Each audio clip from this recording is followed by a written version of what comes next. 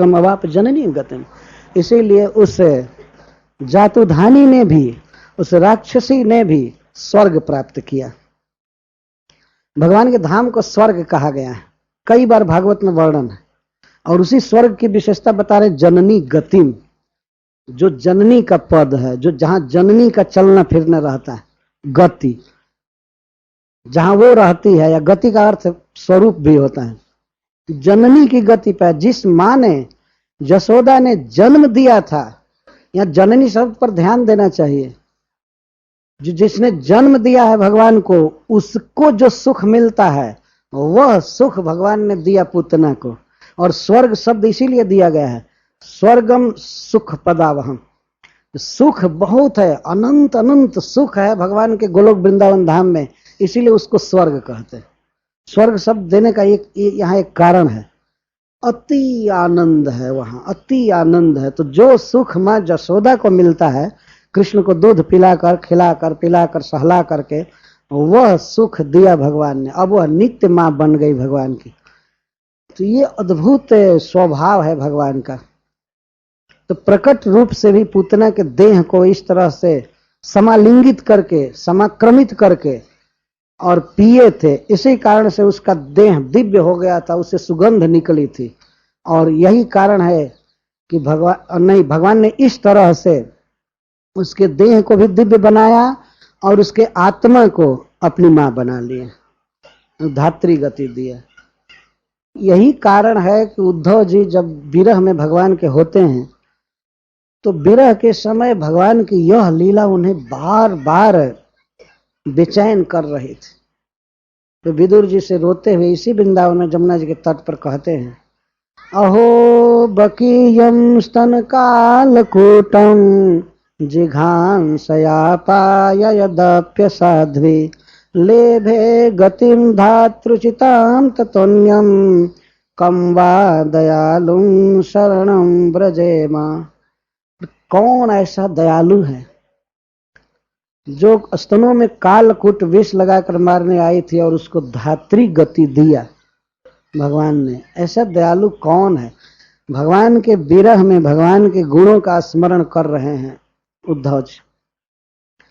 और हमने ऐसा सुना है महात्माओं के मुख से कि सुखदेव गोस्वामी को कृष्ण भक्त बनाने में इस श्लोक का हाथ, इस लीला का हाथ। तो भगवान के सौंदर्य और भगवान के कृपा की गाथा सुनकर सुखदेव गोस्वामी निर्विशेष ब्रह्म ज्योति को तिलांजलि दे दिए और भगवान में आसक्त हो गए। बरहा पीडम नटवर बपु, यह श्लोक और ये श्लोक, अहो बकीयम स्तन कालकूट। प्रारंभ में ही भगवान अपनी कृपा को इस तरह से प्रस्तुत कर रहे हैं जिससे भक्तों का मन भगवान के इस कृपा गुण में तृषित हो जाए, लालायित हो जाए, लालच में आ जाए कि ओहो कृष्ण इतने मधुर हैं, इतने कृपालु हैं, क्यों नहीं हम कृष्ण के हो जाए, हम क्यों नहीं कृष्ण को दें अपना यह मन, अपना तन, वचन और अपना धन, अपना स्वजन, सब कुछ। सुखदेव गोस्वामी इसीलिए आगे चलकर कहते हैं कि कृष्ण में सुतेक्षणम कुर्वती नाम, कृष्ण मेरा प्राण प्रिय पुत्र है, यह भाव कर रही थी ब्रज की गोपियां, वात्सल्य भाव वाली गोपियां और गौवे। तो न विद्यते तेषां राजन संसारो अज्ञान संभव, उनका संसार नहीं था, वही दिव्य वैकुंठ था। वे सब गृहस्थ थे, उनके उन स्त्रियों के पति थे, पुत्र थे, और पति पुत्र घर सब कुछ था, देह था। तो देह बंधन नहीं कर रहा था, कभी कर ही नहीं सकता है। ब्रह्मा जी ने भी कहा तावत कारागृहम गृहम तावन मोहं निगडो। तो वे कहते हैं कि तभी तक ये स्वजन आदि बाधक है और घर गृहस्थी बाधक है जब तक हे कृष्ण जीवात का नहीं हो जाता है। तो ब्रज के जितनी भी माताएं हैं उनके साथ जो कुछ भी देह गेह पति और पुत्र, ये चार जो हैं यही किसी स्त्री के लिए संसार कहे जाते हैं। इनमें जो आसक्ति है वही संसार है, वही जन्म मृत्यु में किसी जीव को डाल डाल देती है आसक्ति। लेकिन ब्रज की जो माताएं हैं, चाहे गौएं हों या गोपियां हों, वात्सल्य भाववती, जो कृष्ण को अपना पुत्र मान रही हैं, सुतेक्षणम कुर्वती नाम सुखदेव गोस्वामी का शब्द है। तो उनका देह क्या था? क्या देह में उनकी आसक्ति थी, लेकिन देह क्या था? देह के रस को, दूध को भगवान पी रहे थे। क्या वह देह कभी बंधन करने वाला हो सकता है? जिस देह के दूध को कृष्ण पी रहे हैं, तो देह इस तरह से धन्य था। स्तन्यामृतम कृष्ण पीबती, उनके स्तन्य कहते हैं स्तन से निकले हुए पदार्थ को। स्तन्य मतलब दूध को, स्तन से निकले हुए दूध को स्तन्य कहा जाता। वह अमृत है, दिव्य है, तो उनके देह से अमृत निकलता था, वो दूध, और उसको कृष्ण पी रहे थे। तो देह कैसे बंधन कारक होगा? तो देह इस तरह से सार्थक था। गेहे कृष्ण खेलती, और उनका घर कैसे बाधक हो सकता था? जिस घर में कृष्ण खेलते थे। संसार में तो बहुत मंदिर बनते हैं, लेकिन वहां भगवान पत्थर के रूप में खड़े रहते हैं। कभी खेले हैं, कभी बोले हैं, कभी कीचड़ में लेटे हैं, तो होता नहीं है। लेकिन ब्रज के गोपियों के घर में तो भगवान घूमते हैं, चोरी करते हैं, खाते हैं। तो घर कैसे बंधन कारक हो सकता है? वही घर तो वास्तविक घर है, जीव का वास्तविक, जिसमें भगवान खेलते हैं। और पति जो वही खास भगवान का पिता है। जब वे माताओं का दूध पी रहे थे, कृष्ण बछड़ा बन करके या बालक बन करके, तो उस समय जितने भी पति थे उन माताओं के, उन स्त्रियों के, तो वे सब कृष्ण को अपना पुत्र मान रहे थे और अपने साथ बैठाते थे, खिलाते थे, सुलाते थे, नहलाते थे। अलग अलग रूप तो अलग अलग नाम था बच्चों का, लेकिन सब थे कृष्ण। तो ऐसे पति में यदि किसी की स्त्री का प्रेम हो, तो क्या ये बंधन है? जो पति कृष्ण को अपना पुत्र मान रहा है, ये बंधन कैसे हो सकता है? अच्छा, पुत्र के जहां बंधन का सवाल है, तो पुत्र तो स्वयं भगवान। तो ऐसे भगवान में ममता धिक्य हो, लाखों लाख गुना ममता हो, तो यही तो होना चाहिए। इसीलिए ब्रजवासियों के विषय में ब्रह्मा जी का उद्गार, या यहां पर सुखदेव गोस्वामी का उद्गार जो है दिया गया, केवल कृष्ण उनके मन में बसे हुए। तो यहां सुखदेव गोस्वामी यह कह रहे हैं, पूतना के अंगों को भगवान ने आक्रमित करके पिया, इसलिए वो जननी गति पा गई। तो फिर कृष्ण भुक्त स्तनक क्षीरा किमु गावो नु मातर, बारंबार किम नो कह रहे हैं। फिर भगवान गौओं को और अपनी माताओं को क्या देंगे? उनको क्या पद मिलेगा, क्या होगा? इसका अर्थ है कि दिव्य प्रेम का सुख देंगे। भगवान के पास भी अद्भुत सुख है। किसी को अपना प्रेम दे दें तो उस पुरुषार्थ के आगे चारों पुरुषार्थ तृण के समान। जार आगे तृण तुल्य चार पुरुषार्थ। ऐसा नहीं है कि भगवान नहीं देते हैं, वास्तव में बहुत बड़े दानी हैं। देते हैं तो उतना कोई नहीं दे सकता। देने के लिए वे चैतन्य महाप्रभु बनकर आए, तो रूप गोस्वामी पाद पहचान गए। उनसे जब प्रयागराज में भेंट हुई, और इसके पहले भी, तो वे पहचान गए। उनको प्रणाम करते समय कहते हैं, कैसे है पहला शब्द? नमो महावदान्याय, यही पहले कहे, हे महादानी आपको प्रणाम है।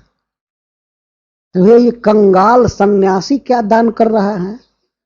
एक प्रश्न उठ सकता है ना। भगवान ने कहा होगा कि अरे मैं मधुकरी करके खा रहा हूं और हमको महावदान, एक महाविद्वान कह रहा है, एक मिनिस्टर, एक राजनेता, इतना पढ़ा लिखा, और महावदान ने कहा। भगवान ने कहा क्यों ऐसा अन्याय कर रहे हो? तो ऐसे क्यों बोल रहे हो? मैं महावदान्य हो गया, महाभिक्षुक, महाभिखमंगा, और इसको महावदान्य कह रहे हैं। तो रूप गोस्वामी पाद जी कहते हैं, नहीं, मैं पहचान रहा हूं, नमो महावदान्याय। तो क्या मैं महादान कर रहा हूं? कृष्ण प्रेम प्रदायत, आप कृष्ण प्रेम दे रहे हैं। ये सबसे बड़ा दान यही है। मैं कृष्ण प्रेम कैसे दे सकता हूं? कृष्ण प्रेम तो कृष्ण दे सकते हैं। चैतन्य महाप्रभु चौंके, कृष्ण प्रेम तो कृष्ण दे सकते हैं। तो कहते हैं कृष्णाय, आप कृष्ण हो, आप कृष्ण है, मैं पहचान रहा हूं। तो भगवान कहते हैं चैतन्य महाप्रभु, कृष्ण तो सांवले हैं, कृष्ण सांवले, हमको क्यों कृष्ण कह रहे हैं? तो कहते कृष्ण त्विसे, केवल कांति भर आपकी कृष्ण नहीं, अकृष्ण त्विसे, गौरत्व से, गौरत्व से, गौरत्व से, आपकी कांति गौर है लेकिन आप कृष्ण हैं। इस तरह से रूप गोस्वामी पद वर्णन करते हैं। मैं पहचान गया। भगवान कितना भी छिप कर आवे लेकिन उन अपने भक्तों से नहीं छिप सकते, वो पहचान लेते हैं।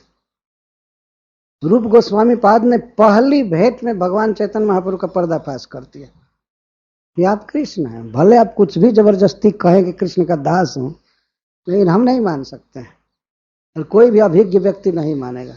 जो सुधिया, जो सुंदर बुद्धि वाले होते हैं वो तो पहचान लेते हैं चैतन्य महाप्रभु।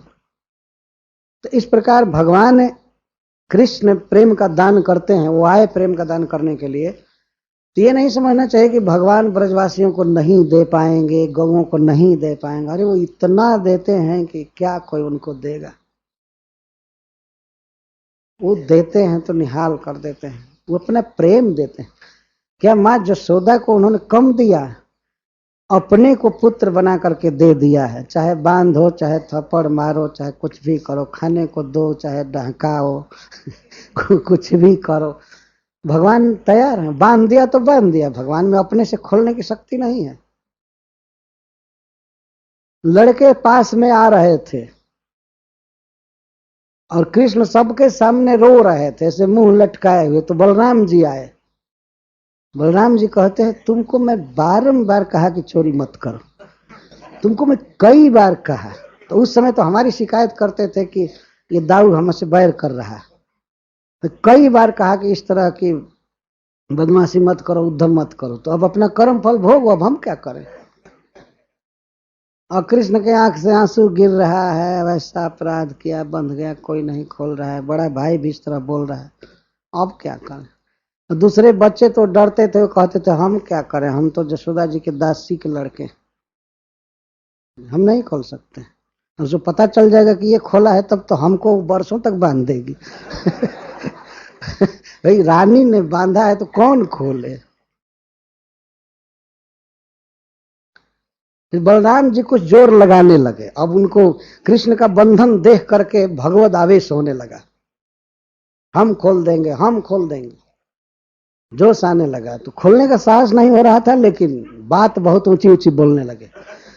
कौन बांधा है, कौन बांधा है, पता है कृष्ण क्या है? तो माँ जसोदा तो घर का काम कर रही थी, सुन नहीं रही थी, लेकिन जोर जोर से आवाज होने लगी तो बाहर आई। तो कौन बोल रहा है? बलराम जी कहते मैं बोल रहा हूं, कौन बांधा है इसको, तुमको पता है कृष्ण क्या है? तो माँ जसोदा ने कहा अरे तुम क्या हो? कृष्ण क्या है? पता है, पता है। तुम क्या हो? मैं क्या हूं? मैं संकर्षण हूं, मैं शेषनाग हूं, मेरे एक फूंक से सारा ब्रह्मांड जल जाता है। अभी ब्रज को फूंक दूंगा, खोलो नहीं तो अभी फूंक दूंगा। अच्छा, तो माँ हंसने लगी और कही और कृष्ण क्या है? यही नारायण है, यही भगवान विष्णु है, यही जगत का पालन करता है। यह नृसिंह अवतार लिया, हिरण्यकश्यप का वध किया, यही रावण का वध किया, यही राम रूप में अवतार लिया था, ये मत्स्य अवतार धारण किया। तुमको पता नहीं है, ये 3 पग में पृथ्वी नापा था, ये इतना बड़ा है। तो माँ ने कहा तो अब क्या कर रहा है? सब हिरण्यकश्यप का वध किया था, अब क्या कर रहा है? तो तुमको पता नहीं है, मैं ये कर दूंगा, वो कर दूंगा, ये कर दूंगा, कृष्ण ये अवतार थे, अवतार थे। तो माँ ने छड़ी उठाया और कहा कि सभी अवतार मेरे ही घर में आ रहे हो और दूसरे का घर नहीं है कोई दूसरे का घर नहीं है क्या अवतार लेने के लिए? मारते मारते ठीक कर देंगे। तो बलराम जी भाग गए। अब क्या करें। और नंद बाबा वहां थे नहीं, वे काम करने के लिए खेत पर गए हुए थे। बाहर अब कौन खोले? तो फिर बलराम जी आए और वो लगे कहने हम क्या करें। लेकिन अब से तुम चेत जाओ, आज से चोरी मत करो, ये मटका मत फोड़ा करो, नहीं तो इस बार तो बांधी ही है, उसके बाद पीटेगी। लेकिन कृष्ण ऐसे रुहासा मुंह किए थे कि लगता था कितनी बड़ी विपत्ति में फंसे। और वास्तव में ये क्या कम विपत्ति है, किसी बच्चे को बांध दिया जाए उखल से या कहीं से और उसको खेलने नहीं दिया जाए, कोई खाने के लिए नहीं ले जा सकता था, साहस नहीं था कि चलो बंधा है तो कोई फिर माखन का लोंदा दे दे कि चलो बंधे बंधे खाते रहो। खाने का अधिकार नहीं था क्योंकि उसने दही बहाया था, माखन छीटा था, इसलिए माँ ने कहा अभी खाने को नहीं दूंगी और खेलने नहीं दूंगी, चलो तुम उद्यम करो। तो यह सौभाग्य माँ को दिया था। सुखदेव गोस्वामी ने कहा है, नायम सुखापो भगवान देहिनाम गोपिका सुत। भगवान इस तरह से सुख पूर्वक दूसरे लोगों को नहीं मिल सकते हैं जैसे माँ को मिले हैं, जैसे जसोदा को मिले हैं। तो वे बहुत बड़ा दान करते हैं भगवान। तो कोई भी व्यक्ति जो कुछ देता है भगवान को, उसके उस दत्त वस्तु को भगवान कई गुना बना करके देखते हैं, ये उनका स्वभाव है। और पयांसी जासम अपिबत पुत्र स्नेह स्नुतान्यलम, जिनके पयांसु, पयांसी, यह पय शब्द नहीं है, पयांसी बहुवचन में है, जिनके दूधों को कृष्ण ने पिया। बार में कई गौए हैं इसलिए दूध बहुवचन में है, अथवा ये कहीं गाय के दूध को या माँ के दूध को कई तरह से पीते थे।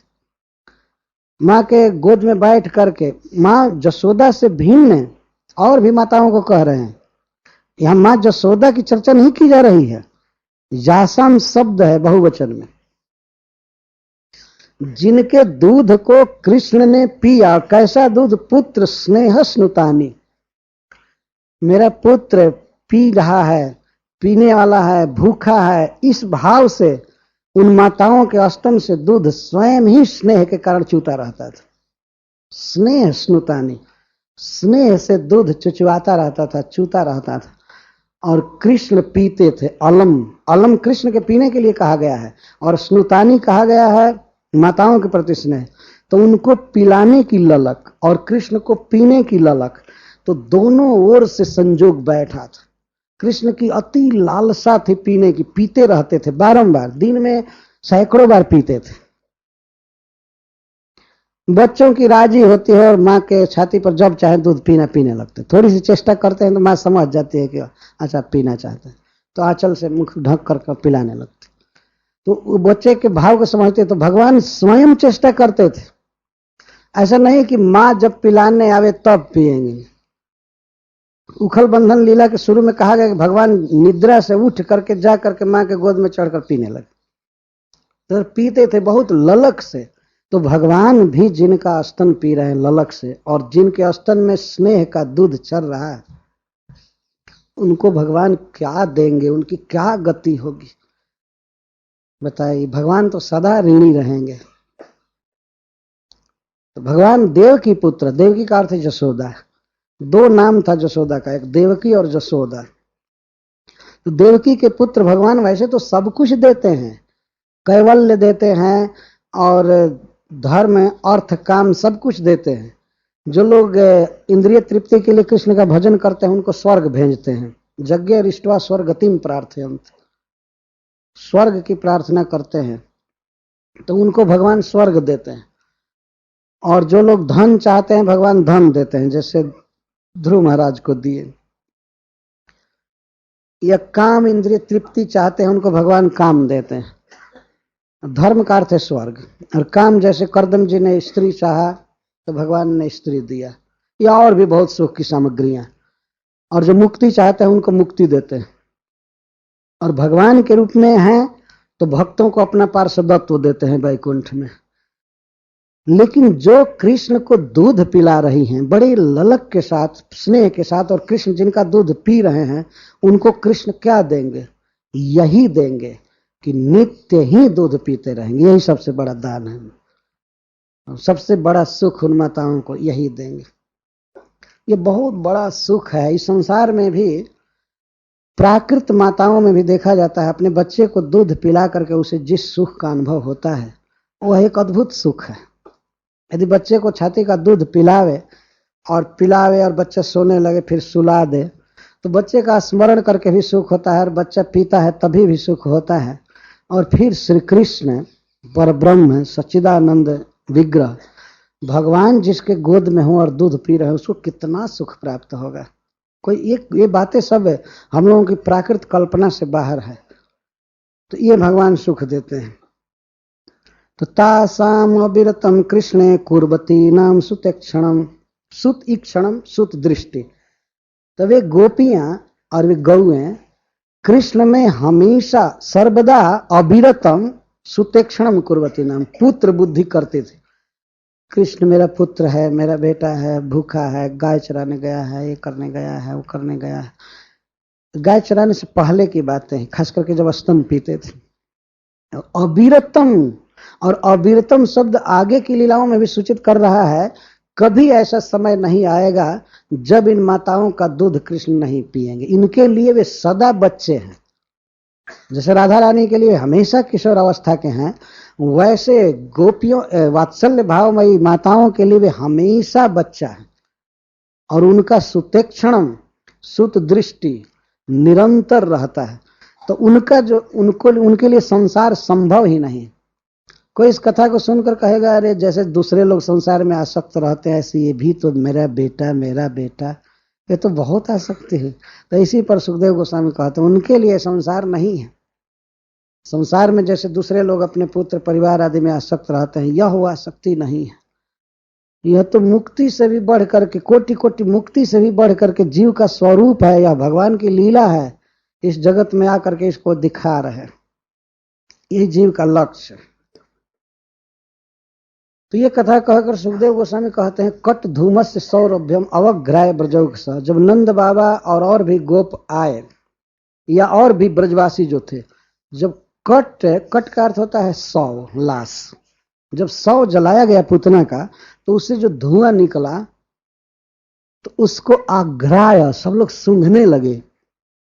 इतनी दिव्य सुगंध थी कि सब लोग सूंघ रहे थे। आग्राय, और उसको सूंघ करके किमिदम, ये क्या है। कुछ दूर से लोग धुआं सूंघ रहे थे और निकट वाले तो आग लगी तो लोग जला करके अब भागे। वो सोचे कि इसके गंध को कौन बर्दाश्त करेगा, वो लोग दूर चले गए। लेकिन जब वो धुआं निकला तो उस धुआं को सब लोग सूंघने लगे और आपस में बात करते हैं कि मिदम, ये क्या चीज है।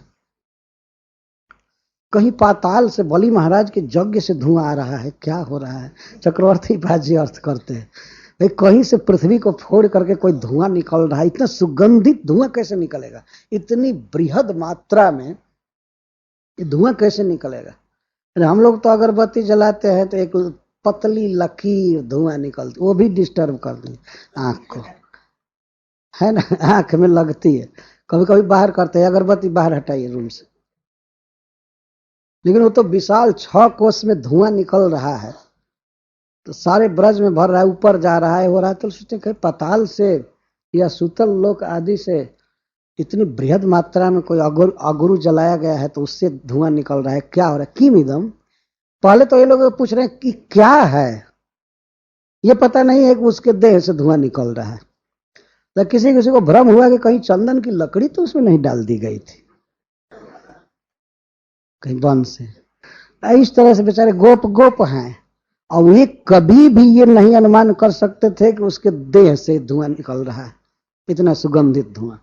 तो आपस में कहते किमिदम कुत एवं, ये क्या है और कहां से आ रहा है, ये निर्णय नहीं कर पाए कहां से आ रहा है धुआं। कि स्वर्ग से धुआं फैल गया, देवता लोगों के यहाँ ऐसी सुगंध होती है, वहां से फैला होगा, या पाताल से आ रहा होगा, कि कहां से इतना सुगंधित धुआं निकल गया। प्रकट देख रहे हैं कि धुआं निकल रहा है पूतना के देह से, लेकिन उसको वो सुगंधित नहीं मान रहे हैं। तो सुगंध जो सोचते हैं कहीं पाताल से धुआं निकल रहा है चाहे स्वर्ग से आ रहा है, या जो कुछ भी हो कहीं दूसरी जगह से। इति बदंतो ब्रज में आयो, यह कहते हुए ब्रज में आए। बदंतो ब्रज में आया हुई। और सुखदेव गोस्वामी से पूछा जाए क्या वे जान गए कि पूतना के देह कहीं धुआं था, तो सुखदेव जी इस विषय में चुप है, कुछ नहीं कहे। इसका अर्थ है वे लोग अब इसके बाद चर्चा ही नहीं किए। चर्चा चलने लगी अब यह कि एक राक्षसी आई थी, कृष्ण को लेकर के भाग गई थी, बच्चे को लेकर भाग गई थी, लेकिन बच्चा बिल्कुल बच गया और मर गई। अब कौन धुआं की चर्चा करे और ये करे, और जो केवल बच्चे की चर्चा होने लगी। ते तत्र वर्णितम गोपय पूतना गमनादिकम। नंद बाबा के दल में जो गोप थे उनके प्रति और गोपों ने कहा कि अरे यहाँ पूतना आई थी। तो वे गोप लोग ते तत्र वर्णितम गोपै ही। देखिए प्रश्न उधर हो रहा था कि किम इदम कुतय वही थी, ये क्या है और कहां से आ रहा है। तो वे लोग गए अन्य गोपों के साथ, जो लोग जलाए थे, एक जगह जुट करके, भाई इतनी बड़ी घटना हुई थी पूतना की, तो सब लोग आपस में यही बात कर रहे थे, अरे बाप वो इस तरह से भागी, ऐसे दांत से, ऐसे ये थे वो थे। चारों तरफ केवल कृष्ण कथा हो रही थी, और जिसमें पूतना गमनादिकम, पूतना के आगमन की कथा ही श्रेष्ठ थी। आदिम का अर्थ श्रेष्ठ भी होता है और आदि का अर्थ शुरुआत भी होता है। पूतना के आगमन की कथा मुख्य थी। इस तरह से ऐसे आई, पूतना के आगमन की कथा से मतलब है अरे वो इतनी सुंदरी बनकर के आई थी, ऐसी स्त्री तो हमने देखा नहीं था। गोपियां भी बात करती थी और गोप भी बात करते थे। और इसके बाद देखते देखते देखते देखते एक राक्षसी के रूप में गिर गई इस ब्रज में। बाद में उन लोगों ने अनुमान कर लिया था कि वही गिरी थी। तब ये लोग कहते पूतना आगमन आदिकम, वहां से चालू की, और श्रुत्वा तन निधनम, और लास्ट में उसका निधन सुने। जब आगमन सुने नंद बाबा, जब आगमन सुने तो बड़े चकित हुए और बड़े डर गए कि ऐसे आई कृष्ण को लेकर भाग गई, बच्चे को लेकर के भाग गई। तो तुरंत उसके निधन का वर्णन किए गोप लोग। नंद बाबा का के हृदय पर बहुत शोक ना छा जाए, तो इसलिए वे निधन का वर्णन किए। और इसके साथ ही साथ शिशो स्वस्ति, बच्चे के बिल्कुल बाल बाल बच जाने का वर्णन किया, उसके कल्याण का वर्णन किया। बच्चा को कुछ नहीं हुआ भगवान की दया से। वैसे उसको पूछ फिराया गया, गाय का गोबर का तिलक किया गया, भगवान की बड़ी कृपा है, नारायण की, बच गया, बिल्कुल बेदाग बच गया, भगवान को धन्यवाद है। नंद बाबा हाथ जोड़कर कहते सब प्रभु की दया है, हमारा बच्चा बच गया, भगवान बहुत दयालु है, ये है वो है। और विस्मित हुए, बहुत विस्मित हुए। नंद स्वपुत्र मादा, इसके बाद उनको व्याकुलता थी, नंद बाबा को कहाँ है बच्चा, बच्चा कहाँ है, बच्चा कहाँ है। गए और स्वपुत्रम आदाय, अपने पुत्र को। ये सुखदेव गोस्वामी बोल रहे हैं इस शब्द को। नंद बाबा अपने पुत्र को गोद में लिए, वो वसुदेव जी के पुत्र ऐसा नहीं कह रहे हैं, क्योंकि नंद बाबा के यहाँ भी कृष्ण जन्म लिए थे। तो स्वपुत्रम आदाय प्रेत्य आगतम उदार थी, बड़ा उनका उदार मन हुआ, मन बहुत प्रसन्न हुआ, वे लगे दान देने फिर लोगों को। ये अर्थ है यहाँ। और मूर्धनी उपाघ्राया, यह एक विशेष स्नेह का सूचक है। अपने बच्चे को गोद में रख करके उसका सिर सूंघे और सिर सूंघ करके सर्वाधिक आनंद प्राप्त किए। परम मुदम लेभे हे कुरुद्वा, जैसे आपकी रक्षा हो गई ब्रह्मास्त्र से, तो परीक्षित युधिष्ठिर महाराज आदि आपको गोद में रख कर सिर सूंघ करके सुखी होते थे, उस तरह नंद महाराज बहुत सुखी हुए।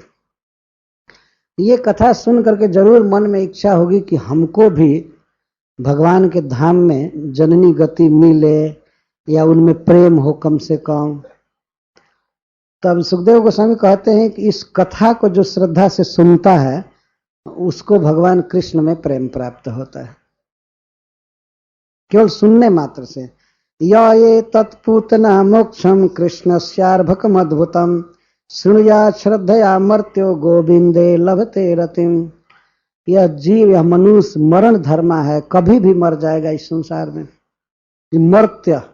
लेकिन मर्त्य हो करके भी कोई यदि श्रद्धा से इस कथा को सुनता है और कहता है क्या कथा? पूतना मोक्षम, पूतना को किस तरह माता की गति भगवान ने दिया, और कृष्ण से अद्भुतम आर्भकम, अर्भक की लीला को आर्भक कहना, क्योंकि बाल चेष्टा, बाल लीला शुरू में खेलने की, आंख बंद करने की और सब, और पूतना की अद्भुत इसलिए कह रहे हैं कि पूतना के विशाल देह पर भी निर्भय बैठे थे और उसको मार दिए, उसका स्तन पिए, अद्भुत लीला है।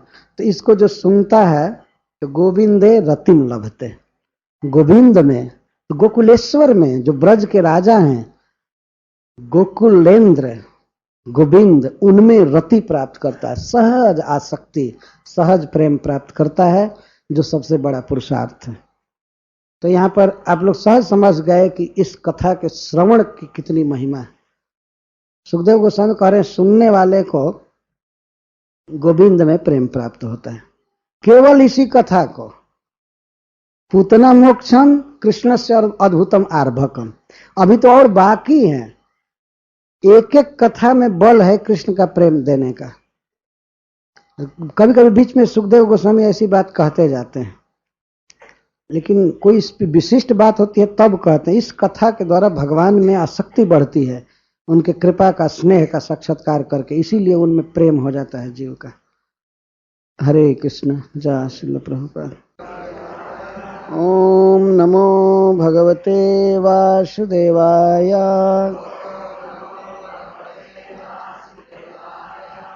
श्रीराजोवाच जेन जेनावतारेण भगवान् हरिरीश्वरः करोति कर्णरम्याणि, कहते हैं अथा, बस इस अंदर ही सुने कि य एतन पूतना मोक्षम कृष्णस्यार्भकमद्भुतम शृणुयात् श्रद्धया मर्त्यो गोविंदे लभते रहते हैं। कोई भी व्यक्ति मर्त्य भगवान की इस अद्भुत बाल लीला को, जिसमें उन्होंने पूतना को मातृगति दिया, इस लीला को सुनता है तो वह गोविंद में प्रेम प्राप्त करता है। जो प्रेम गोविंदे रति, श्रवण कीर्तनादि कोटि कोटि साधनों से संपन्न होता है, जो कृष्ण प्रेम सबका फल है, वह महाफल केवल पूतना उद्धार की कथा सुनने से प्राप्त हो जाता है। यह बहुत ही बड़ी बात कह दिया सुखदेव गोस्वामी ने। तो महाराज परीक्षित स्वयं भी इसका अनुभव किए उस कथा को सुनकर, कि अवश्य कृष्ण में रति हो जाती है इस कथा को सुनकर। तो अपने भीतर वे ऐसा अनुभव कर रहे थे कि भगवान की बाल लीला को, विशेषकर पूतना के उद्धार की कथा को सुनकर उनका चित्त भगवान में और अधिक आविष्ट हो गया। उन्हें कृष्ण रति के सुख की अनुभूति होने लगी। तब उन्होंने सोचा कि कहीं एक ही बाल लीला कहकर सुखदेव गोस्वामी कहीं और अवतारों की कथा न कहने लगे। ये उनको चिंता हुई, ये प्रश्न बता रहा है, अथवा उपोद्घात के रूप में, प्रस्तावना के रूप में भी कहीं दूसरी कथा न ला दें, क्योंकि वो बंद करने जा रहे थे अब कथा। लगता है कि श्रुति फल बता दिए कि इस कथा को सुनने का ये फल है, तो इसका अर्थ है कि अब अंत कर रहे हैं। ऐसी शास्त्रों की विशेषता है, जब ये कहा जाता है कि इस कथा के सुनने का यह फल है, तो उसी समय वो कथा बंद की जाती है। चाहिए तो यह कि जब आप श्रुति फल बता रहे हैं, सुनने की महिमा बता रहे हैं, तो और उसी समय कहिए, और ये होना चाहिए। लेकिन सुखदेव गोस्वामी श्रुति फल या कीर्तन फल बताकर थोड़ा रुके।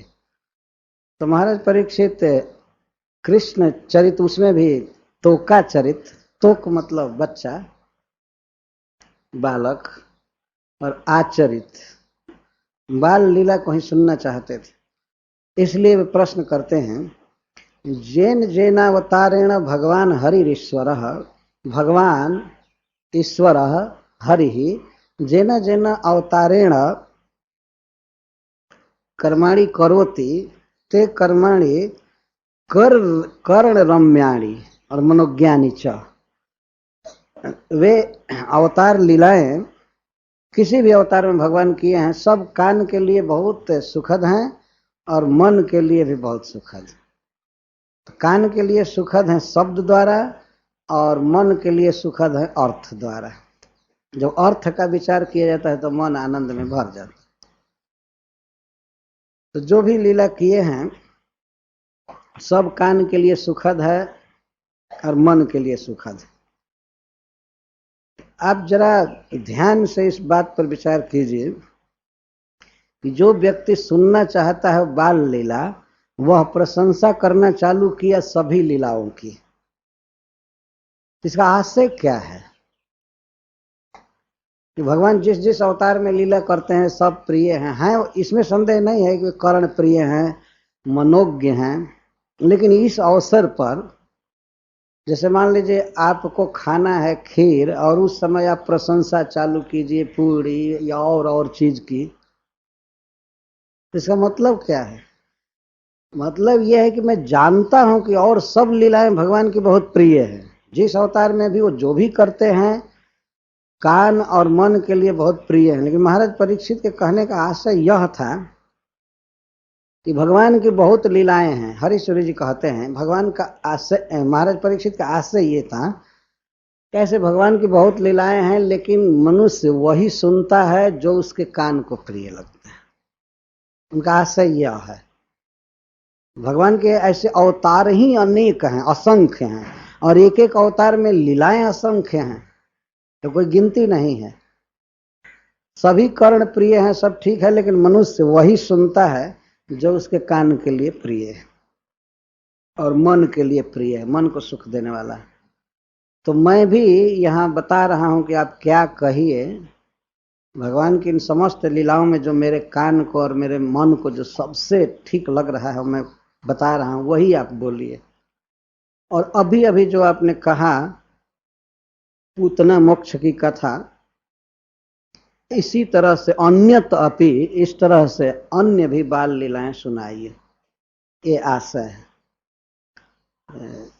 हरीश्वरी जी इसके शुरू में कहते हैं सर्वम यद्यपि पापहारि चरितम श्रैषम तथा प्यादरात गायद्वा शृणुयात् तदेव सुजनो जत कर्ण चित्त प्रियम श्रृंगाराधभूत वीर हास्य जनकम भक्ति प्रधानम च यत स्यादेवं बहुधा सयो वनिपते प्रश्नोक्तितो दृश्यते। बहुत आइटम हो खाने के लिए, पूरा स्टोर भरा हो, लेकिन आदमी खाता वही है जो उसको प्रिय है। बहुत अधिक अमाउंट होने से क्या हुआ? तो ये आशय है अवनीपति का। राजा का यह आशय है कि जो कर्ण और मन को प्रिय होता है वही सुनता है। तो उनका भाव यह है कि भगवान की अनेक कथा हैं, तो कोई कथा किसी के लिए प्रिय है, कोई कथा किसी के लिए प्रिय है। समान रूप से सबको प्रिय सब कथा हो, ये बात है नहीं। लेकिन मैं तो इतनी कथा सुना प्रथम स्कंद से द्वितीय स्कंद से लेकर के अब तक, लेकिन हमारे कान और मन को जो प्रिय कथा लगी है वो आज आपने जो चालू किया है वो लगा है। तो अन्य तपि कृष्ण से तोका चरितम अद्भुतम, इस तरह से अन्य भी कथाएं तोका चरितम वही सुनाइए। और मन से चेत, यदि आप ऐसा मानते हैं तो भगवान की कथाओं की प्रशंसा करते हुए महाराज परीक्षित कहते हैं जत शृण्वतोपैत्यरतिर्वितृष्णा सत्वं च शुद्ध्यत्यचिरेण पुंसः भक्तिर्हरौ तत्पुरुषे च सख्यं तदेव हारं वदमन्यसे चेत्। जिस कथा को सुनने पर, एक तो ये अर्थ है, जिस कथा को सुनने वाले पुरुष की औरति अपैति। औरति के दो अर्थ हैं, मुख्य हैं। रति का अर्थ होता है आनंद, सुख। एक मन में सुख का उदय रहता है किसी किसी व्यक्ति के भीतर, उसको रति कहते हैं। और रति के ठीक विपरीत शब्द है ग्लानि, संस्कृत में मनोग्लानि। मन दुख में रहता है, आनंद का अनुभव नहीं करता है। लेकिन जब व्यक्ति भगवान की कथाएं सुनता है तो मन की अरति चली जाती है। मन में एक अद्भुत, अनिर्वचनीय, आकस्मिक सुख का उदय होता है। यह अनुभव होता है भक्तों को कभी कभी भगवान की कथाएं सुनकर, उनका कीर्तन करके एक अद्भुत सुख का उदय होता है, जो सुख अन्य वस्तुओं से प्राप्त नहीं होता है। मन की जो ग्लानि है वो दूर हो जाती है। ग्लानि क्यों होता है मन में? कि हमको यह वस्तु नहीं है। किसी वस्तु के प्रति महत्व बुद्धि हो जाती है और मन में एक प्रकार की ग्लानि बनी रहती है कि हमको ये चीज नहीं है, वह वस्तु दूसरे के पास है, मेरे पास नहीं है। लेकिन भगवत कथा के बाद जिस सुख की अनुभूति होती है तो व्यक्ति ऐसा मानता है कि ओहो मैं धन्य हूं, मैं तो सबसे धनी हूं, मैं तो सबसे सुखी हूं। तो उसकी मन की ग्लानि चली जाती है कि हमारे पास संसार का भोग है या नहीं है, कोई चिंता नहीं। वो अनुभव करता है कि वास्तव में मैं इस संसार में सबसे सुखी व्यक्ति हूं, सबसे महत्वपूर्ण वस्तु मैं पाया हूं। तो जब छिन्नवतः पुंसः, भगवत कथा सुनने वाले पुरुष की औरती चली जाती है।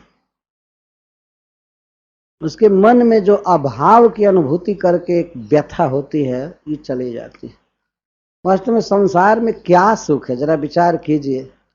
यदि संसार में सुख होता तो महाराज परीक्षित राज्य छोड़ करके ये कथा क्यों सुन रहे हैं गंगा जी के तट पर? और वे अनुभव करके सुखदेव गोस्वामी से कहते हैं कि कथा को सुन करके मनोग्लानि चली जाती है कि मैं दरिद्र हूं, मेरे पास कुछ नहीं है, या मुझे सम्मान नहीं मिल रहा है, मुझे संसार में ये चाहिए वो चाहिए। और उसकी न मिलने पर जिस अभाव के कारण मनोव्यथा होती है वो कथा सुनने से दूर हो जाती है। निश्चित बहुत बड़ा धन मिलता है। हमने तो सुना है भक्तों का अनुमोदन और रियलाइजेशन भागवत सप्ताह के बाद, वे कितना अपने को सुखी मानते हैं उस समय। बल्कि भागवत कथा जब खत्म होने लगती है तब औरती चालू होती है। थोड़े काल के दुख अनुभव करते हैं कि जा अब तो बीत रहा है, पुण्य मोह कहाँ सोई दिन सोई रात, अब तो ये कथा बीत गई, फिर वही अब अपने घर जाना होगा और वही संसार का सब करना है। तो भगवत कथा सबसे बड़ा धन है। भगवान चैतन्य महाप्रभु इसे पंचम पुरुषार्थ कहें। औरती चली जाती है। और औरती का एक अर्थ है भगवत कथा में प्रीति का अभाव। कथा सुनने से ही कथा में जो उदासीनता है, मन नहीं लगता है, वो दूर होता है। औरति अपैति, भगवत कथा में जो उत्साह नहीं होता, सुनने की लालसा नहीं होती, वो सुनने पर ही दूर होती है। कैसे? जैसे किसी को पित्त रोग हो जाए तो मिश्री कड़वी लगती है, तिक्त लगती है, लेकिन कोई व्यक्ति अगर उस मिश्री का सेवन करे तो धीरे धीरे उसका पित्त रोग दूर हो जाता है और मिश्री मीठी लगने लगती है।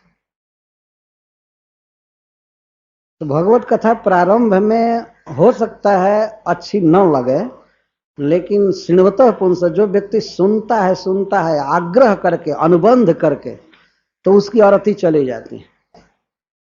कभी कभी देखा जाता है कुछ भक्तों में इस तरह की औरती दिखाई देती है, मन नहीं लगता है, कथा में सो भी जाते हैं, ऐसा होता है। लेकिन अगर हठ करके, अनुबंध करके वे कथा में उपस्थित हों और बीच बीच में भी कभी कभी सुना करें तो उनकी औरती चली जाएगी।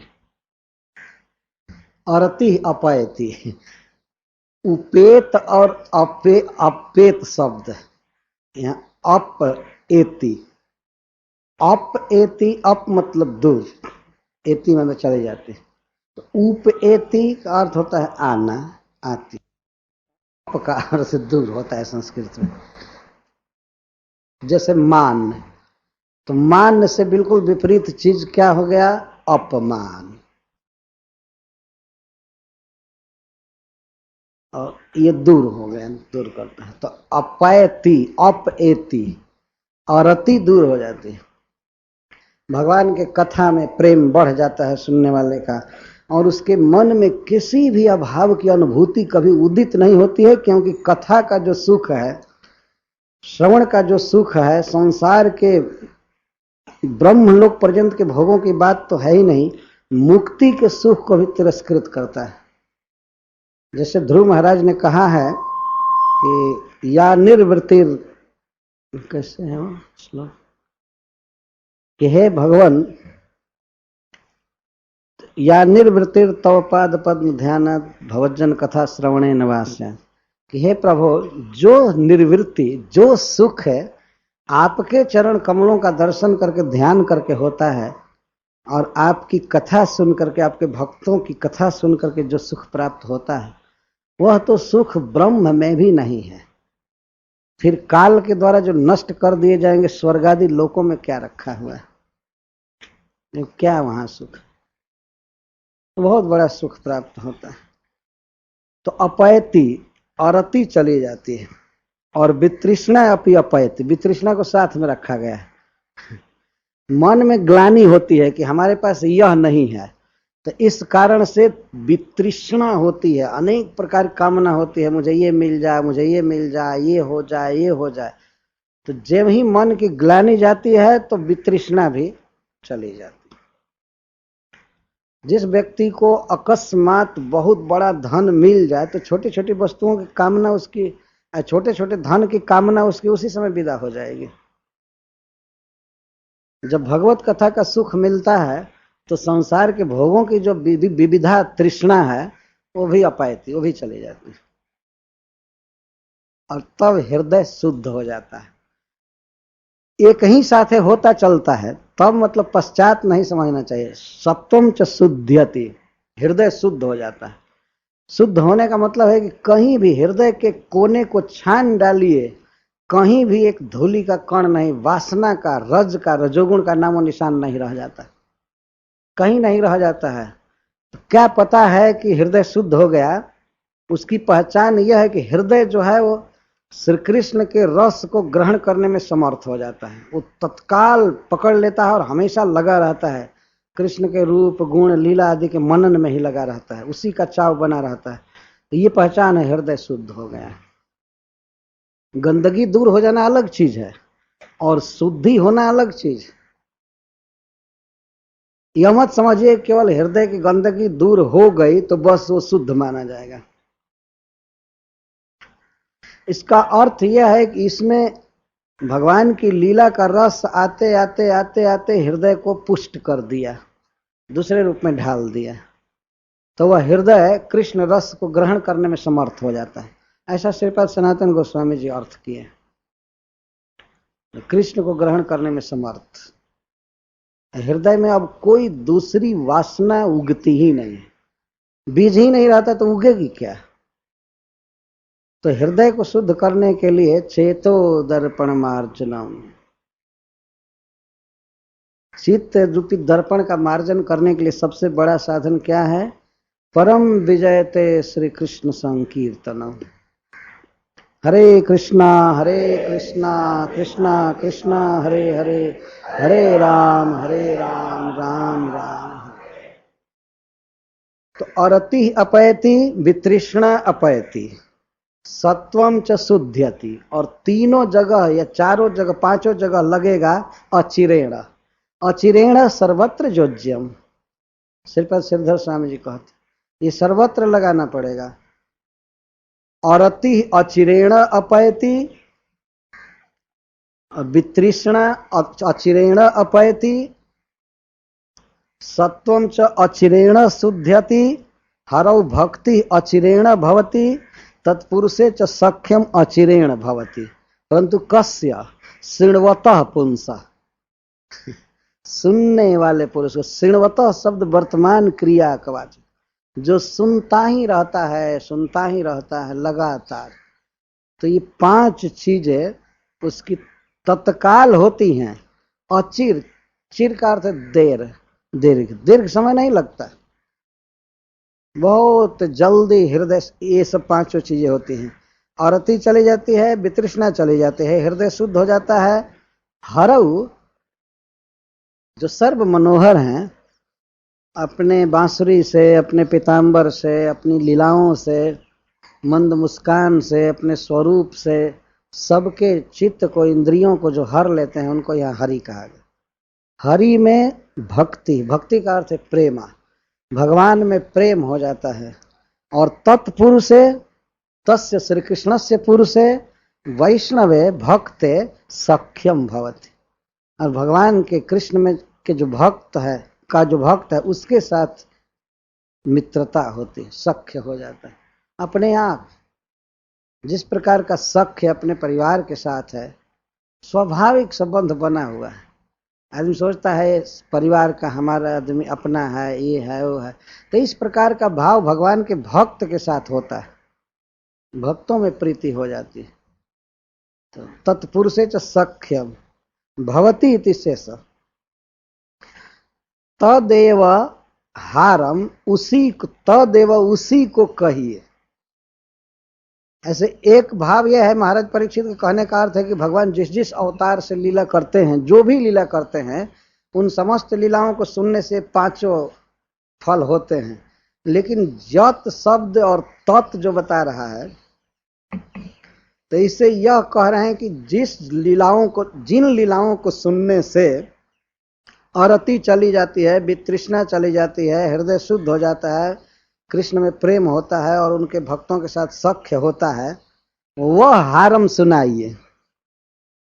हारम मतलब हरि का चरित, हार, हरि से हार शब्द बना है, हारम। अथवा चक्रवर्ती पाजी कहते हैं हारवत हृदय धार्यम कृष्ण चरितम। हार की तरह जो हृदय पर धारण किया जाए, जिसको हृदय में बसा लेना चाहिए, वो है हारम। हार को आदमी धारण किए रहता है, तो हार, हार जे हारम कहते हैं, हरि का चरित्र। यदि आप मानते हैं, क्या मानते हैं? एक तो इसका अर्थ है कि यदि आप हमको इसको सुनने का अधिकारी मानते हैं, एक तो भाव यह है। यदि मन्य से, यदि आप हमको मानते हैं कि ये सुनने योग्य है तो सुनाइए, अन्यथा यदि आप ये मानते होंगे ये बहुत अंतरंग लीला है, मैं इसका अधिकारी नहीं हूं, तो कोई बात नहीं। अथवा एक विनय नरमोक्ति कहते हैं संस्कृत में। विनय नरमोक्ति का, नर्म का अर्थ है मजाक, परिहास, और विनय का अर्थ है नम्रता। नम्र भाव से मजाक कर रहे हैं सुखदेव गोस्वामी से, ऐसे जीव गोस्वामी पाद जी लिखते हैं। क्या मजाक कर रहे हैं? शिष्य जो है गुरु के साथ कभी कभी परिहास कर सकता है भक्ति में। तो ये कहते हैं मेरा अनुभव है कि कृष्ण कथा कोई व्यक्ति सुने तो उसकी अरति चली जाती है, वितृष्णा चली जाती है। मैं अपने अनुभव से बता रहा हूँ। हृदय शुद्ध हो जाता है, भगवान में प्रेम बढ़ता है और उनके भक्तों के साथ सख्य बढ़ता है। लेकिन यदि गुरु जी आपको भी अगर ऐसा अनुभव हो तो आप कहिए। तो उनको अनुभव करने की क्या बात है? उनको अनुभव नहीं होता तो ऐसा कहते क्यों? इसका अर्थ ये है, वो एक परिहास में कह रहे हैं कि यदि आपको भी ऐसा अनुभव होता हो कि ये 5 महाफल मिलते हैं कृष्ण कथा सुनने वाले को, तो आप कहिए। इसका अर्थ यह है कि जब मैं दुर्बुद्धि जानता हूं इस बात को, तो आपके लिए तो कहना ही नहीं। भीतरी आशय ये है, हमारे जैसा अल्प बुद्धि व्यक्ति भी इस बात को समझने लगा है कि कृष्ण कथा सुनने वाले को ये 5 लाभ होते हैं, तो आपका तो कहना ही क्या। लेकिन विनय नरमुक्ति इसको कहते हैं कि यदि आपको भी ऐसा अनुभव हो तो आप बताइए, कहिए। बहुत सुंदर बात है। एक बार एक व्यक्ति हमसे बहुत प्रेम से कहा था, वो कथा के दौरान याद आ गई मुझे, और बड़े स्नेह से मैं अभी भी याद करता हूँ। वो अपने इस्कान का ही भक्त है। तो वो कहा कि महाराज, मुझे भगवान का दर्शन जब होगा तो मैं उनसे विनय करूंगा कि आप राधा गोविंद महाराज को भी दर्शन दीजिए। तो मैं तो सुन करके रोमांचित हो गया, मेरे आंख में आंसू आ गया आज तो। लेकिन वह भक्त निष्ठा किया था कि मुझे 3 लाख रोज नाम जप करना है, ब्रज में रहना है, ऐसे करना है, लेकिन वो एक दिन भी नहीं रहा और एक दिन भी नाम जप नहीं किया। 3 लाख नहीं, फिर भी जो भी एक बार मन में ये बात उठी थी तो वह तो बेचारा जो कुछ अज्ञान में कहा। लेकिन महाराज परीक्षित ऐसा कह रहे हैं कि मेरा तो ये अनुभव है, यदि आप भी मन से, आपकी भी ऐसी मति हो कि कृष्ण कथा से सब होता है तो बद मन से चेत, यदि आप ऐसा मानते हैं तो बोलिए, कहिए बद, और यदि नहीं मानते हैं तब क्या किया जाएगा। लेकिन मतलब कहने का आशय है कि आप अवश्य कहिए, आपका अनुभव हमारे अनुभव से कोटि गुना अधिक, इसलिए आप अवश्य कहिए। और तो मानो सुखदेव गोस्वामी ने कहा कि ठीक है, भगवान के चरित्र तो बहुत है, मैं कहाँ से प्रारंभ करूं।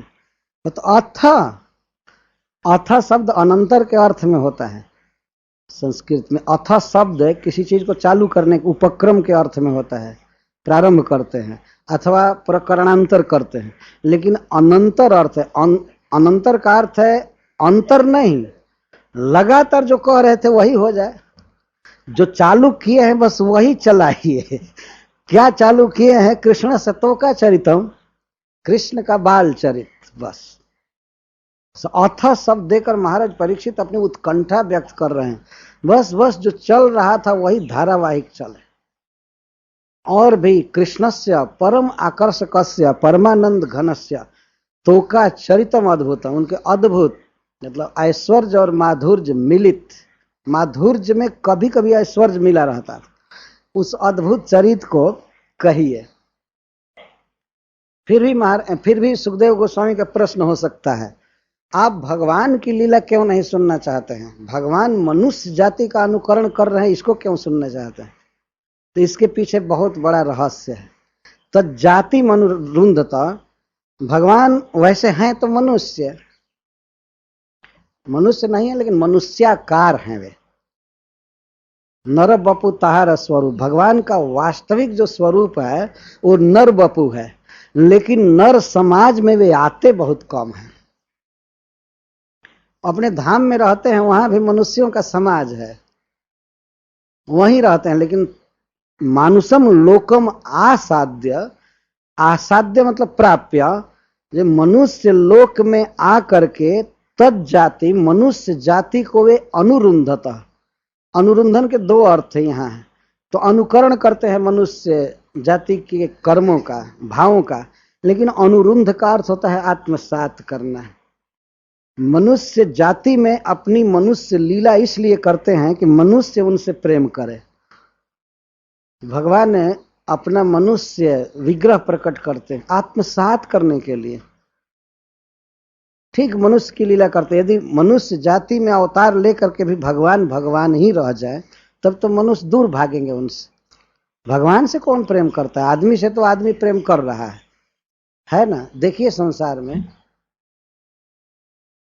आप पोस्ट ऑफिस से चिट्ठी निकाल कर देखिए, कितना चिट्ठी भगवान के पास भेजा गया है? कोई नहीं। एक मनुष्य दूसरे मनुष्य के पास पत्र भेज रहा है, एक मनुष्य दूसरे मनुष्य के पास फोन कर रहा है। अच्छा ये रहे कि छोड़िए भाई, भगवान तो अपराकृत जगत में है, इस जगत में और लोग हैं उनके पास एक भी मनुष्य क्या एक भी गाय के पास पत्र भेजा है? हाथी के पास पत्र भेजा है? या देवताओं के पास भी कभी पत्र भेजा है? उनसे कोई न बैठक है, न उठक है, न बैठना, न बातचीत, न कुछ नहीं करना। मनुष्य मनुष्य से प्रेम करता है। इसलिए मनुष्य जाति को आत्मसात करने के लिए, अपनी लीला में शामिल करने के लिए भगवान मनुष्य जाति का अनुकरण कर रहे हैं। वे जैसा करते हैं, जैसे बच्चा बन करके रोते हैं, खाते हैं, पीते हैं, भगवान भी ऐसे ही किए। या इसलिए कर रहे हैं कि मनुष्य हमसे प्रेम करेगा, सीख जाएगा। तज्जातिम अनुरुंधत, इसलिए मनुष्य भाव का जो अनुकरण करते हुए भगवान ने लीला किया है, मनुष्यों को यही सुनना चाहिए, यही सुनना चाहिए, यही सुनना चाहिए, ये भाव है। क्योंकि ऐसे वो कृष्ण का हो जाएगा। कौन नहीं चाहेगा कृष्ण को पुत्र बनाना? यदि वो ये बाल लीलाओं को सुन ले तो किसके मन में एक बार इच्छा नहीं होगी कि मैं मां जशोदा की तरह कृष्ण को दूध पिलाऊं? ये एक उत्कंठा हो ही जाती है वास्तव में। या कृष्ण अपने सखाओं के साथ खेलते हैं, गाते हैं, तो कौन व्यक्ति ऐसा मनुष्य है जो उसको सुन करके और कृष्ण का सखा न बनना चाहे? ये कौन ऐसी स्त्री है जो भगवान के किशोर अवस्था की लीलाओं को सुन करके वह कृष्ण को अपने प्रियतम के रूप में न मानने लगे? यदि ठीक ठीक सुन ले तो महाराज परीक्षित के इस प्रश्न के पीछे बहुत ही सुंदर और गूढ़ रहस्य है। ऐसे बहुत बहुत अवतार में बहुत बहुत लीला करते हैं भगवान, जैसे नृसिंह अवतार में तो मनुष्य की तो लीला किए नहीं, केवल आधा मनुष्य थे, पर लीला किसकी किए? केवल भगवान की लीला किए। मारना, काटना, और भी ये भगवान की लीला हो रही थी, ऐश्वर्य की। तो प्रेम करने की तो बात दूर रही, जो देवता हमेशा प्रणाम करते थे, पूजा करते थे, वो सब भी भाग चले, कोई निकट नहीं आ रहा। क्योंकि अवतार भी कोई रूटीन बनाकर नहीं हुआ था, स्केड्यूल नहीं था, अकस्मात हो गया। जब जब भगवान का अवतार होता है तो देवता निकट आते हैं, पूजा करते हैं, भगवान का चरण धोते हैं, माला पहनाते हैं, भोग लगाते हैं। लेकिन यह अवतार हुआ तो मनुष्य जाति की तो बात छोड़िए, देवता भी भाग चले। क्या कोई प्रेम करेगा?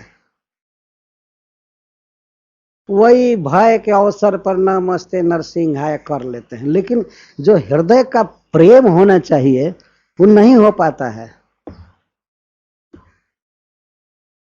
या मछली बन करके तैर रहे हैं प्रलय समुद्र में, तो अब वहां मनुष्य कौन जाएगा?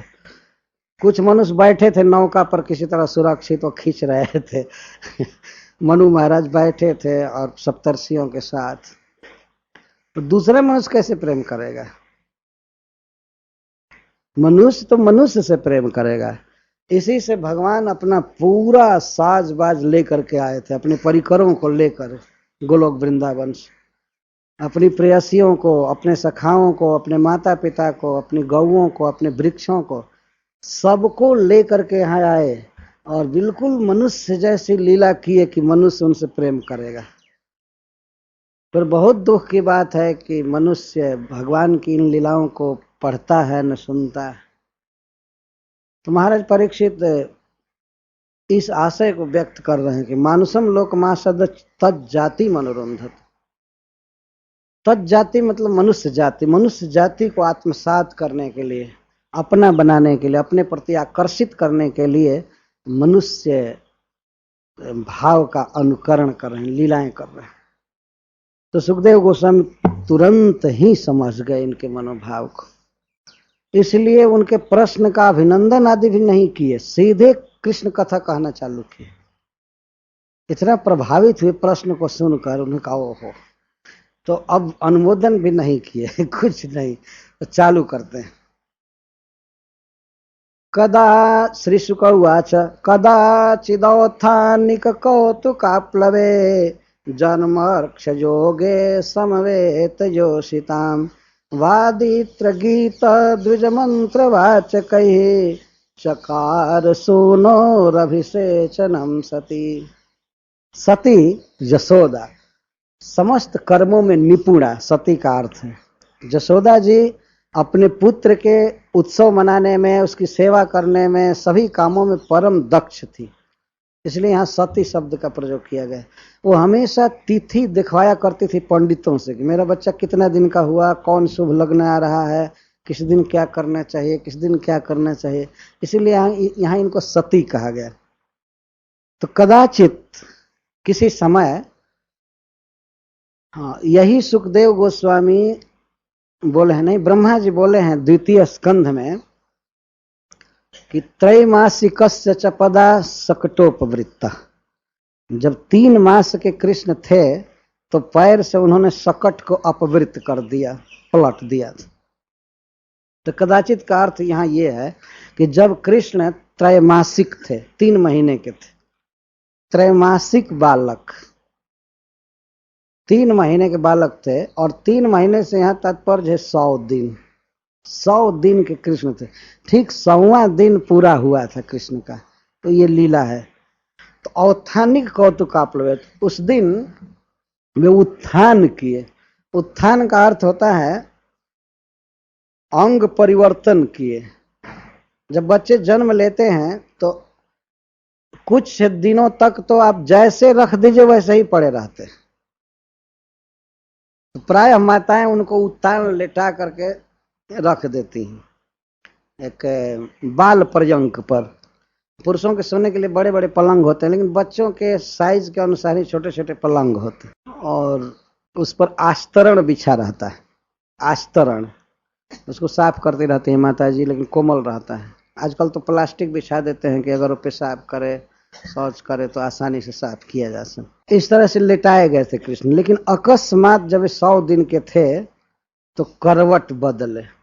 तो करवट बदलने का मतलब यह था अंग परिवर्तन का, कि बच्चा का प्रत्येक अंग बिल्कुल ठीक है, स्वस्थ है, तब तो करवट बदल लिया, ये बैठने की चेष्टा कर रहा है, ये अर्थ है। तो मां को बहुत खुशी हुई इससे। तो औत्थानिक कौतुक आप लवे, औत्थानिक कौतुक, कौतुक का अर्थ है उत्सव। बच्चा आज अंग परिवर्तन किया है, उठने की चेष्टा किया है, तो बहुत ही खुशी हुई, और माता जसोदा ने एक उत्सव मनाया। इसमें माँ जसोदा को प्रधान रखा गया है, नंद बाबा को पीछे रखा गया है। नंद बाबा थे, लेकिन यह उत्सव जो है वो स्त्रियां करती हैं, इसीलिए जसोदा जी के बारे में वर्णन है, वो कर रही है। जन्मवृक्ष जोगे समवेत जोशिता, और जब करवट बदले तो उसी नक्षत्र में, जिस नक्षत्र में कृष्ण का जन्म हुआ था, रोहिणी नक्षत्र उसमें चल रहा था, तो और खुशी की बात थी। ब्राह्मणों से पूछा गया तो ब्राह्मणों ने कहा कि तो और शुभ मंगल, बच्चे का शरीर बिल्कुल स्वस्थ होगा, सारे अंग ठीक हैं। तब वादित्र गीत द्विजमंत्र वाचक ही बाजे मंगाए गए, बजाने वाले जो प्रोफेशनल थे या प्रेम से जो भी रखे थे, बाजा लेकर आ गए।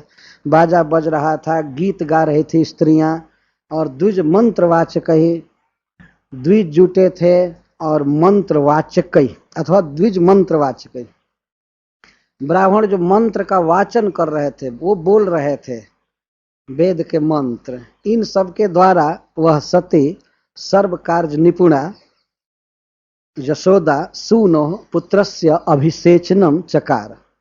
एक ही पुत्र था, एकलौता पुत्र, और वो भी बहुत दिन के बाद जन्म लिया था, इसलिए उसके उत्सव में बहुत आनंद आ रहा था। सूनो अभिषेचनम, सेचनम न कहकर अभिषेचनम कहते हैं, बहुत सुंदर अभिषेक किया, सेचन किया। उस दिन बच्चे को नहलवाया गया, अभिषेक किया गया। 100 दिन के जब कृष्ण हुए तो उनका अभिषेक हो रहा था।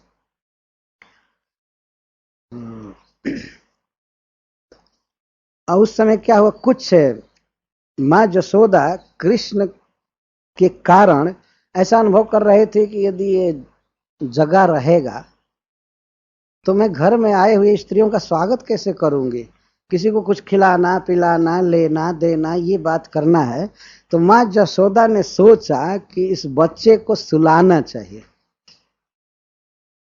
अब बताए, जिसके घर में कृष्ण के लिए उत्सव है उसी को कहीं कोने में फेंकना चाहती है, सुलाना चाहती है। हरीश्वरी जी इस बात पर कहे है कि जिसके लिए उत्सव हो रहा है और उसकी आंख बंद करके सुलाया जा रहा है कि तुम सोए रहो, तो उत्सव का क्या मतलब हुआ। तो नंद से पत्नी कृत मज्जन आदि, हम जब कृष्ण का मज्जन आदि हो गया, अभिषेक हुआ, मज्जन आदि, आदि का मतलब है गोरोचन तिलक देना या काजल लगाना आंख में, या और भी झिंगुली आदि वस्त्र पहनाना। बच्चा होता है तो बच्चों के वस्त्र भी होते हैं छोटे छोटे, ये सब पहना करके सजा करके लाई। तो ब्राह्मणों ने कृत स्वस्त्यनम, बच्चे के ऊपर अक्षत डालना और क्या कहते हैं उसको, जो पानी छिड़का जाता है, पानी छिड़क छिड़क करके पत्ता से वो मंत्र बोल रहे थे, बच्चे की रक्षा कर रहे थे। अच्छा ठीक है, माता को चाहिए था कि सब करा रही है तो दूध पिला कर सुलावे, लेकिन माता ने इतनी उत्सुकता दिखा, वो इतनी उत्सुक थी उस अवसर पर कि बच्चे को दूध पिलाई नहीं, दूध नहीं पिलाई, और सब स्वस्ति वाचन हुआ, सब हुआ, बड़ा उत्सव चल रहा था। इन सब कार्यों में देर हो रही थी।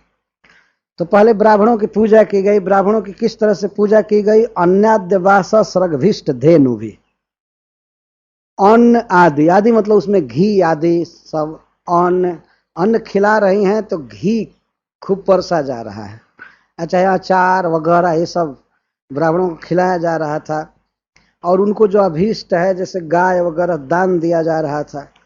तो जब ब्राह्मण पूजित हुए तब बच्चे का स्वस्ति वाचन किए। ऐसा नियम है कि ब्राह्मणों को खिलाकर काम कराना चाहिए, और शूद्रों से काम करा कर खिलाना चाहिए उनको, नहीं तो खा लेंगे तो करेंगे नहीं। ऐसा एक व्यक्ति बता रहे थे।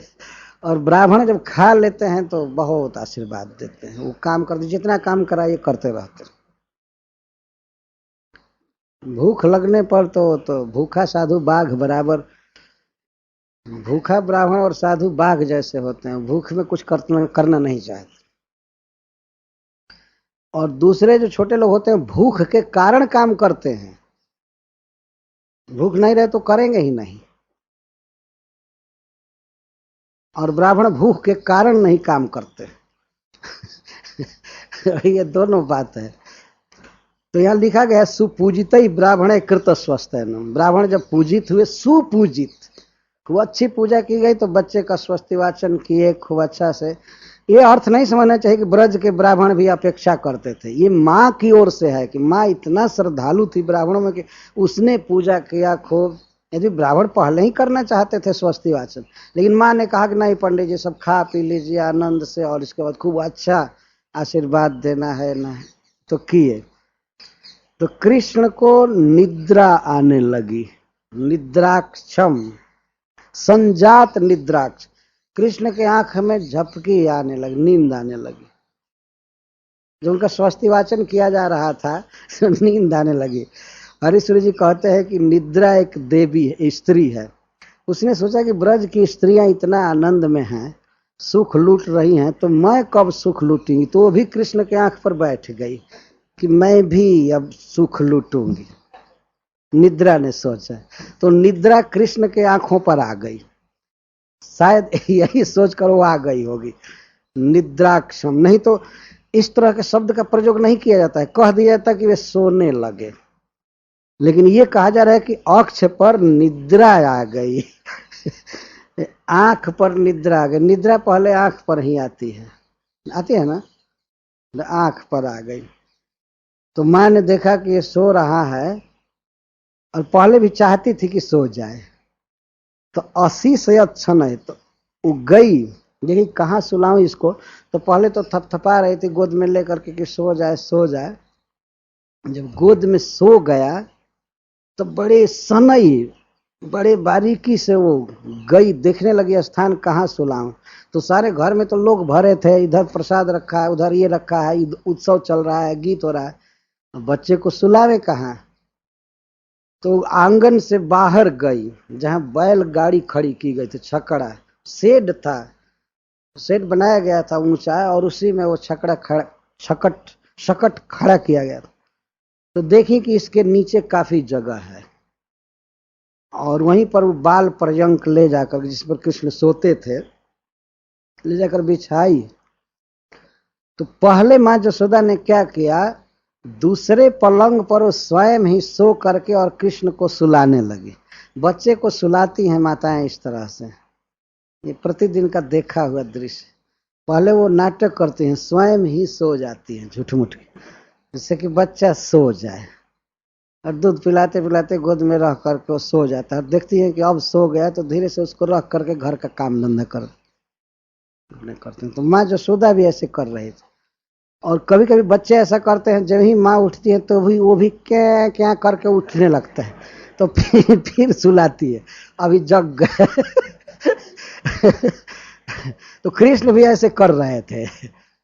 माँ यशोदा जब उठना चाहते थे तो लगता था कि फिर जग जाएगा, इसलिए सनई ही यहाँ शब्द सुखदेव गोस्वामी कहते, पहले सो गई, इसके बाद थपकी दे करके सुला उला करके, और सो रहा था तो दूध पीने का प्रश्न ही नहीं था, दूध पिलाने पर तो जग जाता, इसलिए दूध नहीं पिलाई, सुला दी बैलगाड़ी के नीचे। विशाल सकट था बैलगाड़ी, और उस पर बहुत बड़े बड़े बर्तन रखे गए थे। सोना और चांदी के बर्तन उस पर नहीं रखे गए थे, क्योंकि घर के बाहर वो रह रहा था। सोना और चांदी के अतिरिक्त जो भी बर्तन होते हैं उनको कुप्य कहते हैं। तांबा के या और सब के, पीतल के बर्तन या मिट्टी के और सब रखे हुए थे, उनमें विविध गोरस भरे थे। गोरस का अर्थ है दूध नहीं, गोरस का खास अर्थ वहाँ घी से है। घी रखे गए थे सब भर भर करके, या दही सजा करके रखा गया था कि अभी फेस्टिवल में काम आएगा। सारा दही और घी बिखर गया। ऐसे और भी जगह पड़ा हुआ था, केवल उतना ही नहीं था वहां। तो कृष्ण को सुला दिए, उधर सुलाए, इधर उस उत्सव में काम करने लगी। औथा निकोत्सुक के मना मनस्विनी समागतान पूजयती ब्रजों के साथ, अपने घर में आए हुए ब्रजवासियों का पूजन कर रही थी। नंद बाबा पुरुषों का स्वागत कर रहे थे, वो स्त्रियों का कर रहे थे। तो स्वागत चल रहा था, और उधर बच्चा रोना चालू किया, जग गया तुरंत। लेकिन माँ इतना व्यस्त थी कि नैव शृणोत, तो सुनी नहीं बच्चे का रोना। इतना उसका मन अभिनिविष्ट था उत्सव में। पूजयत, खास करके ब्रजवासियों का स्वागत करना, कोई खाए बिना न रह जाए, कोई दान बिना न रह जाए, सबको लेना देना।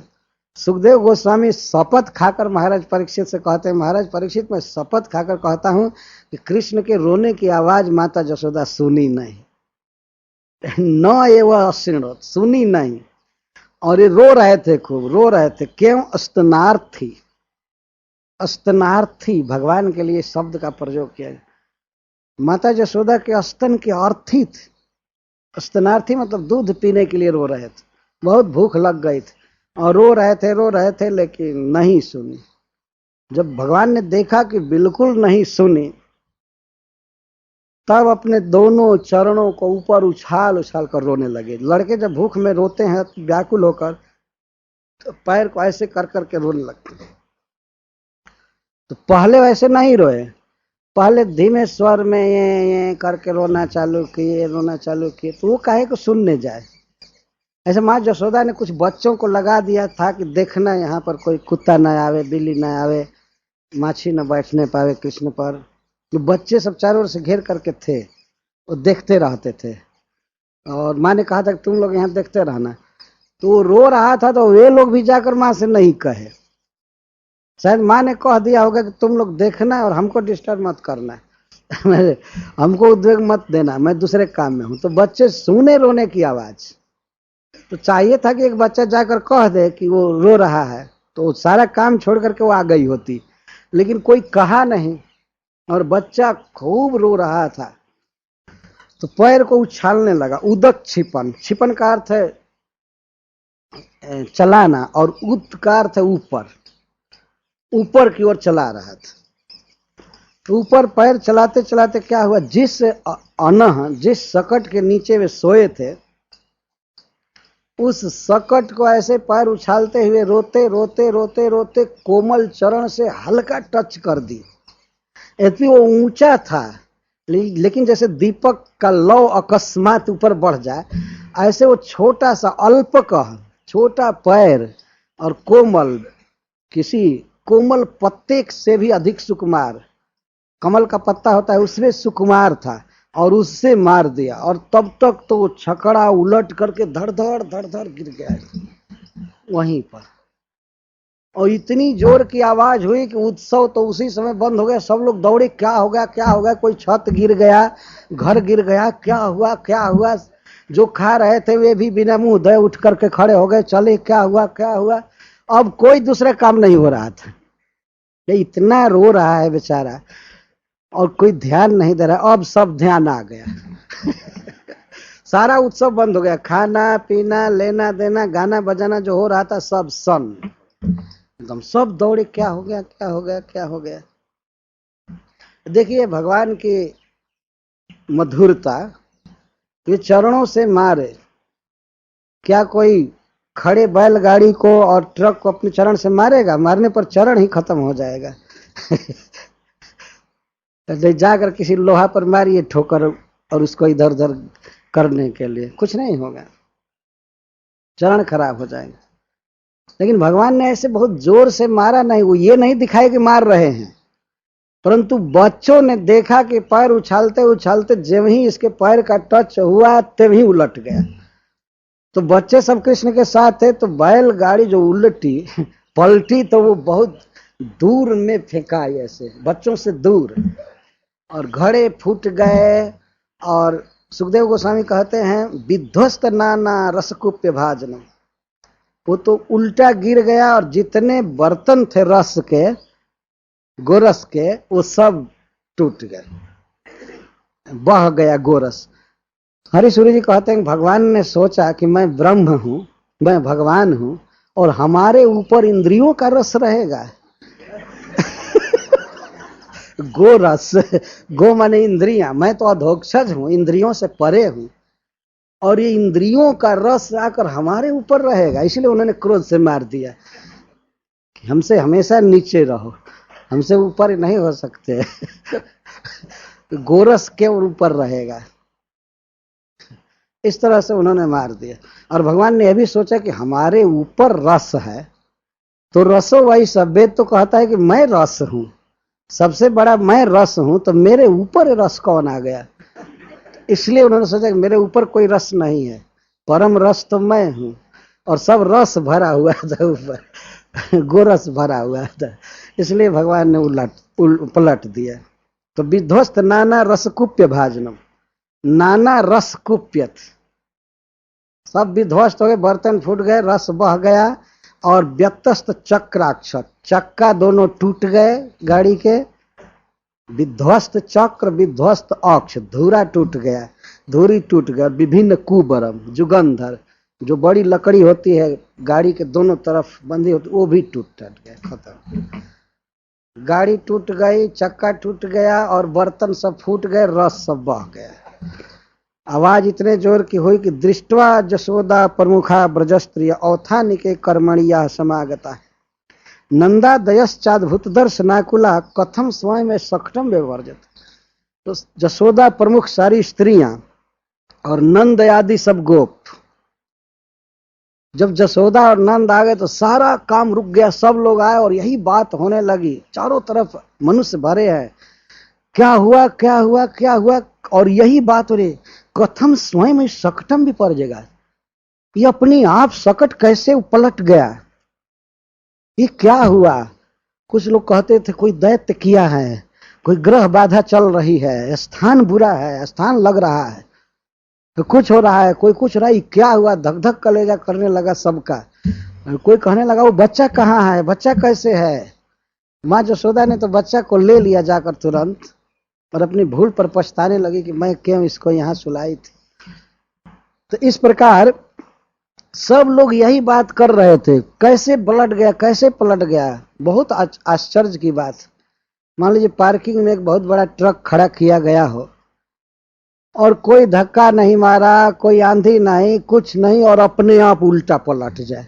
तो एक बहुत बड़ा तमाशा हो जाएगा, नहीं क्या हुआ। और यही दुर्घटना अच्छी मानी जाएगी, कम से कम कोई बच्चा मरा नहीं, दबा नहीं, कोई कुछ नहीं हुआ। लेकिन वो आवाज के कारण और उस उल्टा सकट के कारण सब लोग जुट गए, बातचीत करने लगे।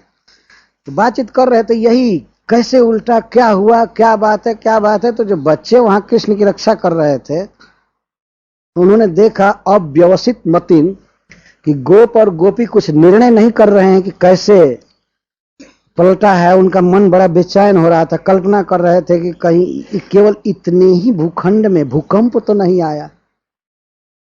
तो उतने छोटी सी जगह में भूकंप कैसे आएगा? या कोई असुर आकर के उल्टा करके तो नहीं भाग गया? कोई दैत्य भी अकस्मात आकर के पलट गया होगा, या कोई ग्रह पलट दिया, क्या हुआ? बड़े व्याकुल थे।